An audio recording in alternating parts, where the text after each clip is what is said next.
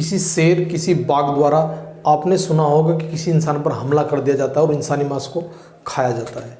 लेकिन जब आप सुनेंगे कि एक इंसान द्वारा एक इंसान के मांस को कैसे खाया जा सकता है तो आपके रोंगटे खड़े हो जाएंगे। एक घर से दुर्गंध आ रही थी। दुर्गंध इतनी भयंकर थी कि पड़ोसियों का जीना मुहाल हो गया था। पड़ोसी उस घर में जाते हैं, उनको लोग उसे कहते हैं कि आपके घर से दुर्गंध कैसी आ रही है। तो वो लोग कहते हैं कि नहीं, ऐसा कोई मामला नहीं है। तो जब वो दुर्गंध लोगों को परेशान करना शुरू कर देती है तो लोग परेशान होकर पुलिस को इत्तला करते हैं, पुलिस को बताते हैं, पुलिस को फ़ोन करते हैं और पुलिस मौके पर पहुंचती है और उस घर में जब जाकर देखती है तो सबसे पहले पुलिस को एक सर बरामद होता है। उसके बाद पुलिस जो रसोई है, जो किचन होता है, उसमें जाती है और देखती है कि एक पतीली में कुछ मीट बना हुआ रखा था। पुलिस जब उस पतीली को लेकर लेबोरेटरी में उसकी जांच कराती है तो पुलिस के भी रोंगटे खड़े हो जाते हैं, क्योंकि वो मीट किसी जानवर का नहीं था, वो मीट एक इंसान का था। नमस्कार, मैं हूं आपके साथ प्रताप आर्य। दरअसल पाकिस्तान में एक प्रदेश है पंजाब में एक ज़िला पड़ता है भक्कर, और भक्कर में गांव पड़ता है दरिया खान। अब दरिया खान गाँव में 2011 की मैं बात कर रहा हूँ। कैंसर से एक पीड़ित महिला होती है सायरा परवीन। पूरे परिवार वाले उसका इलाज कराते हैं। 24 वर्षीय वो महिला थी, लेकिन तमाम प्रयासों के बावजूद उसकी जो है मौत हो जाती है। उसकी मौत के बाद, ये 2 अप्रैल की घटना थी 2011 की। उसी दिन फिर उसके परिवार के लोग उसको कब्रिस्तान में ले जाते हैं और वहाँ पर ले जाकर दफन कर देते हैं। सभी लोग वापस अपने घर लौट जाते हैं। लेकिन उसके बाद जब अगले दिन सायरा परवीन का जो भाई होता है, जब कब्रिस्तान पहुंचता है और कब्रिस्तान में पहुंचकर वहाँ फातिया पढ़ने के लिए हो गया था, तो देखता है कि जो कब्र थी उसके साथ किसी ने छेड़छाड़ की हुई थी। कब्र खुर्द-बुर्द थी। तो वो इतना परेशान हो जाता है, वो चीखने चिल्लाने लगता है, क्योंकि अंदर झांकने पर जब देखता है तो कब्र में जो लाश होती है वो थी ही नहीं। इसके बाद जब चीखने चिल्लाने की आवाज़ लोग सुनते हैं तो सबसे पहले जो व्यक्ति वहाँ पर आते हैं उनका नाम था गुलाम हसन बलूच, जो उस कब्रिस्तान की देखरेख करते थे।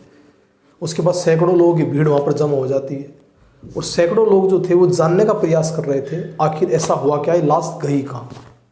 क्योंकि लोगों को कहीं भी ऐसा कोई घटना पहले नहीं देखने को मिली थी या उनके संज्ञान में नहीं आई थी।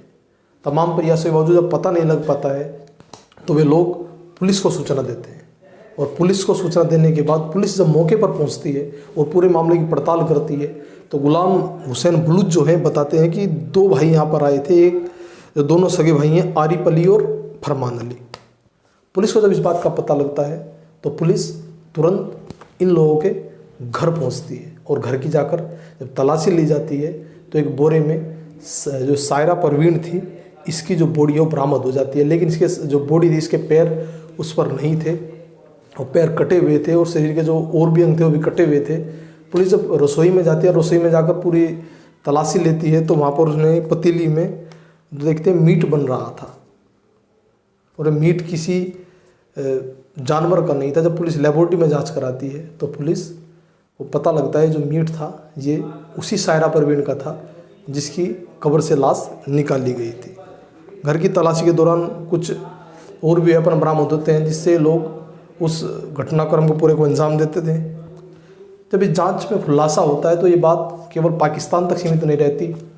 आसपास के देश अफ़गानिस्तान, बांग्लादेश, हिंदुस्तान और अमेरिका, पूरे विश्व में ये बात फैल जाती है। तमाम जो अखबार होते हैं, तमाम मीडिया में इस बात को प्रसारित किया जाता है, प्रकाशित किया जाता है।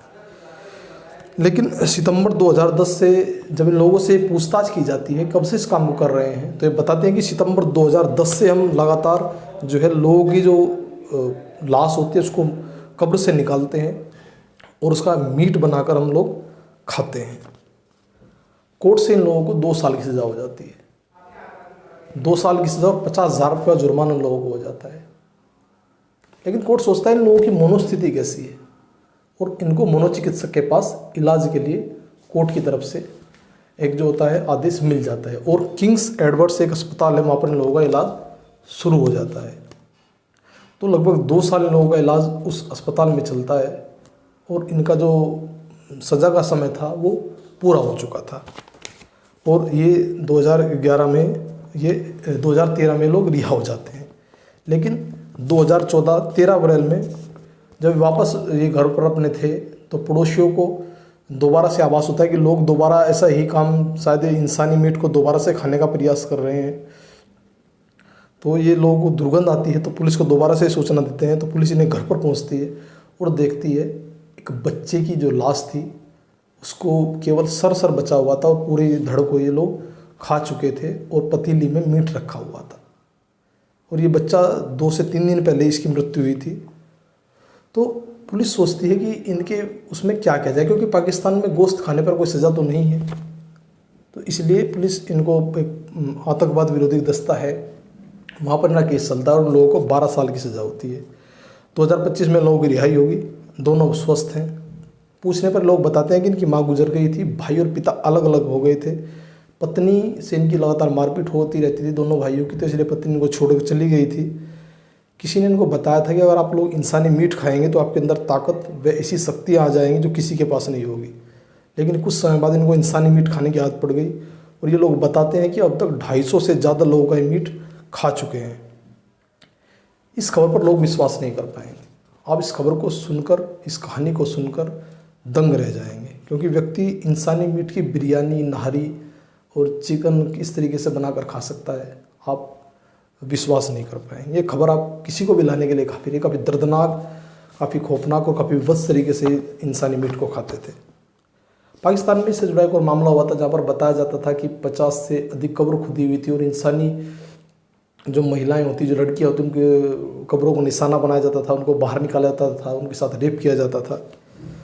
इस खबर को सुनाना आपको परेशान करना नहीं है, बल्कि आपको जागरूक करना है कि आप अपने आसपास रह रहे लोगों से सावधान रहें और ऐसे लोगों से बचकर रहें जो इस प्रकार की इनकी मानसिकता बनी हुई है। आप जहाँ भी रहें स्वस्थ रहें, मस्त रहें। नई कहानी के साथ आपसे फिर जुड़ेंगे, तब तक के लिए नमस्कार।